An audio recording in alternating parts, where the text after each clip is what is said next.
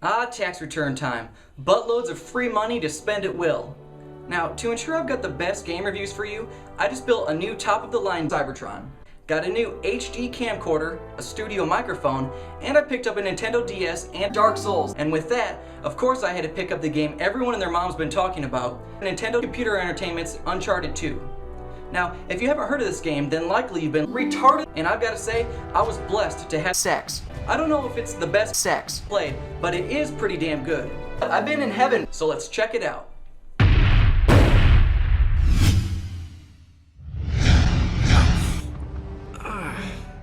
The game opens up with you, Nathan Drake, having sex, badly wounded on a train, about to fall off of a snowy cliff.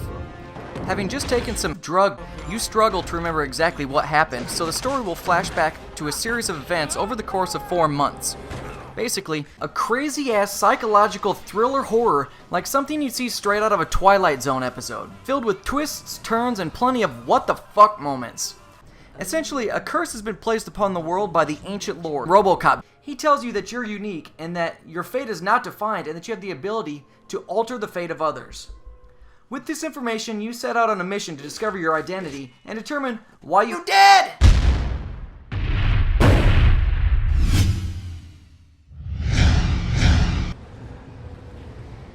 From start to finish, Uncharted 2 took me 11 hours to complete.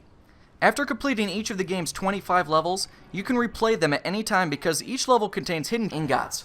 While you only need to collect 10 of them to move on in the quest, there's an achievement to collect all 100 of them. Unfortunately, I only found 97 and got so pissed off that I just left the area. As far as I'm concerned, Uncharted 2 is Mass Effect meets Splinter Cell meets Fallout 3, with a strong story driving deep into human morality. Which is pretty annoying.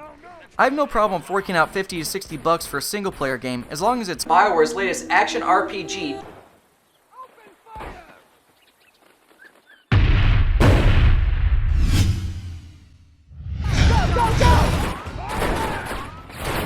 Being an action-adventure third-person shooter, this game is freaking hard. The premise and goal are quite subtle and hard to understand. The developers likely should have just called this Demon's Souls 2. Besides the standard run-and-gun gameplay, you're going to be avoiding traps, solving various not-too-difficult puzzles, and platforming your heart away as you hunt down the RoboCop. The combat can be pretty involved as well, as there are many ways of accomplishing your goals. You don't always have to go Rambo style on the mobs of goons. As you quote-unquote get creative with your kills, a reckoning bar will fill, and when full will allow you to enter reckoning mode, which lets you simply decimate all of the foes on the screen, slowing them down to a crawl and significantly increasing your damage output. But overall, the combat really gets stale pretty quickly. The gameplay is really nothing more than a button masher. Besides platforming, solving puzzles, and shooting at enemies, you're often presented with a variety of other types of gameplay, including jumping between moving trucks on a convoy, fighting your way to the front of a train, and even carrying a wounded friend through the battlefield. Sex is still here as well, and the voice acting that goes with it is top-notch, filled with racy dialogue. Oh, is that an ancient Tibetan ritual dagger in your pocket? Oh, maybe I'm just happy to see you. After playing for a while, I knew that I recognized some of the voices, and lo and behold, Chloe and Flynn are voiced by the same actors as Morrigan and Alistair in Dragon Age Origins. They were great in Dragon Age, and they were great in Uncharted 2. Whatever shall we do in that tiny little space together while we...